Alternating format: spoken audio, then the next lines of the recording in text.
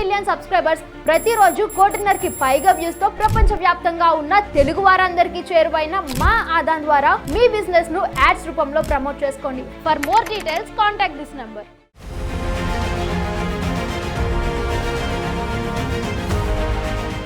సంస్కరణకర్తగా పేరుగాంచిన మన్మోహన్ సింగ్ ప్రధానిగా బాధ్యతలు నిర్వహించక ముందు ఆర్థిక మంత్రిగా దేశాన్ని ప్రగతి పథంలో ముందుకు నడిపారు. 1991లో ప్రధానిగా పివి నరసింహారావు బాధ్యతలు చేపట్టాక ఇద్దరూ కలిసి దేశ ఆర్థిక వ్యవస్థను పరుగులు పెట్టించారు. దీంతో ఆయన పేరు దేశవ్యాప్తంగా మార్మ్రోగిపోయింది. సాధారణ ప్రొఫెసర్గా పనిచేస్తున్న మన్మోహన్ సింగ్ ఒక్కసారిగా ఆర్థిక మంత్రి ఎలా అయిపోయారు? అప్పటి ప్రధాని పివి నరసింహారావు ఫోన్ కాల్ వెనుక అసలు కథేంటి?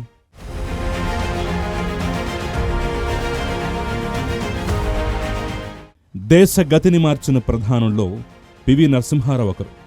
ఆయన ప్రధానిగా బాధ్యతలు చేపట్టే నాటికి భారత ఆర్థిక వ్యవస్థ అట్టడుగు స్థాయిలో కొట్టుమిట్టాడుతోంది. ఆర్థిక సమస్యలు దేశ ప్రగతికి అడ్డుగోడగా నిలిచేవి. ఎలాగైనా ఆర్థిక వ్యవస్థను ఈ కష్టాల కడల నుంచి గట్టెక్కించాలనుకున్న ప్రధాని పివి నరసింహారావు దానికి తగ్గ మనిషిని వెతికే పనిలో పడ్డారు. ఆచితూచి ఓ అంచనాకొచ్చిన ఆయన ఎలాంటి రాజకీయ చరిత్ర, అనుభవం లేని ప్రొఫెసర్ మన్మోహన్ సింగ్ని ఎంచుకున్నారు. అది జూన్ నెల 1991వ సంవత్సరం. నెదర్లాండ్లో ఒక కాన్ఫరెన్స్ ముగించుకుని ఢిల్లీకి తిరిగొచ్చారు మన్మోహన్ సింగ్. రాత్రవటంతో పడుకున్నారు. అలా నిద్రలోకి జారుకున్న మన్మోహన్ సింగ్ ఇంట్లో అర్ధరాత్రి ఓ ఫోన్ కాల్ మోగింది. ఫోన్ రిసీవర్ ఎత్తిన ఆయన అల్లుడు విజయ్ తంకా ఎవరు అని అవతల వ్యక్తిని ప్రశ్నించారు. నేను పీసీ అలెగ్జాండర్ మాట్లాడుతున్నా, మీ మావయ్యను ఒకసారి నిద్ర లేపండి, చాలా అర్జెంట్ అని చెప్పి బదిలిచ్చారు. ఫోన్ మాట్లాడిన గంటల వ్యవధిలోనే పివి నరసింహారావుకి అత్యంత ఆప్తులైన పీసీ అలెగ్జాండర్ మన్మోహన్ సింగ్ కలుసుకున్నారు. మిమ్మల్ని ఆర్థిక మంత్రిగా నియమించాలని పివి అనుకుంటున్నారని మన్మోహన్ సింగ్కు చెప్పారు.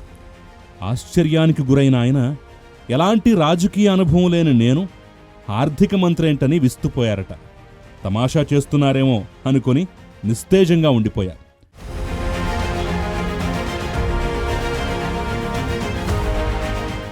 అప్పటికే మన్మోహన్ సింగ్ విషయంలో ఒక నిర్ణయం తీసుకున్నారు పివి నరసింహారావు. జూన్ 21, 1991న ప్రమాణ స్వీకార మహోత్సవానికి హాజరు కావాలని ఆయన ఆహ్వానించారు.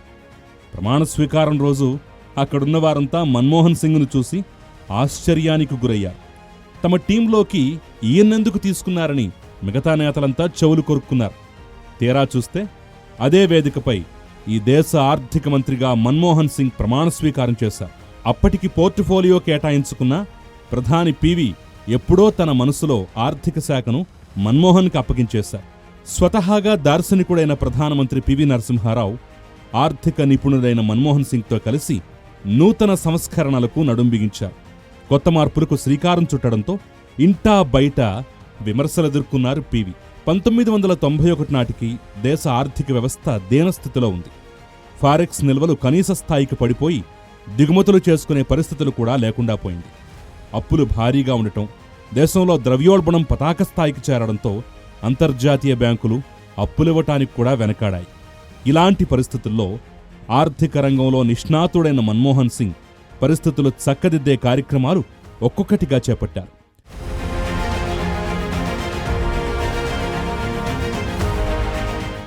దేశ ప్రగతికి అడ్డుకట్టగా మారిన లైసెన్సింగ్ వ్యవస్థను సరళీకరించారు. దాంతోపాటే అప్పటి ఆర్బీఐ గవర్నర్ రంగరాజన్తో కలిసి ద్రవ్య విధానంలో నూతన సంస్కరణలు తెచ్చారు. జూలై 24న తన మొదటి బడ్జెట్ ప్రవేశపెట్టిన మన్మోహన్ సింగ్ భారతదేశానికి నూతన ఇండస్ట్రియల్ పాలసీని పార్లమెంటులో ప్రవేశపెట్టారు. 18 రంగాలకు డీలైసెన్సింగ్ వ్యవస్థను ప్రవేశపెట్టడంతో పాటుగా మరో 34 రంగాల్లో విదేశీ ప్రత్యక్ష పెట్టుబడులకు మార్గం సుగమం చేశారు. మన్మోహన్ సింగ్ తన సరళీకరణ బడ్జెట్ను సమర్పించటానికి లోక్సభలో లేచి నిలబడ్డప్పుడు వామపక్షాలు మరియు సోషలిస్టులు ఆయన ప్రసంగాన్ని అడ్డుకోవడంతో సభలో మొత్తం గందరగోళం నెలకొంది. బీజేపీ నేత ఎల్కే అద్వానీ అకస్మాత్తుగా లేచి అప్పటి స్పీకర్ శివరాజ్ పాటిల్ను ఉద్దేశించి ఆర్థిక మంత్రి తన బడ్జెట్ ప్రసంగాన్ని కొనసాగించడానికి అనుమతించాలని కోరారు.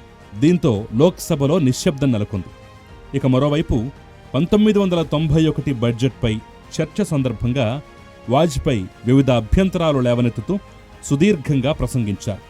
బహిరంగ మార్కెట్కు మార్గం సుగమం చేయటానికి నిబంధనలు తేవటాన్ని ఆయన ప్రశంసించారు. తన ముగింపు ప్రసంగంలో మన్మోహన్ సింగ్ వాజ్పేయి విమర్శలను అంగీకరిస్తూ లొసుగులను పోడ్చటానికి తగిన చర్యలు తీసుకుంటామని హామీ ఇచ్చారు. కుంటుపడ్డ దేశ ఆర్థిక వ్యవస్థను తన మేధోశక్తితో కొత్త పుంతలు తొక్కించారు మన్మోహన్ సింగ్.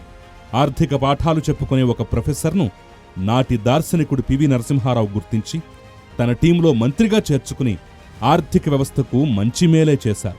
దానికి తగ్గట్టే నేటి గ్లోబల్ యుగంలో ఒడిదుడుకుల్ని తట్టుకుని ప్రపంచ ఆర్థిక ముఖచిత్రంలో ముందు వరుసలో నిలుచుంది భారత్.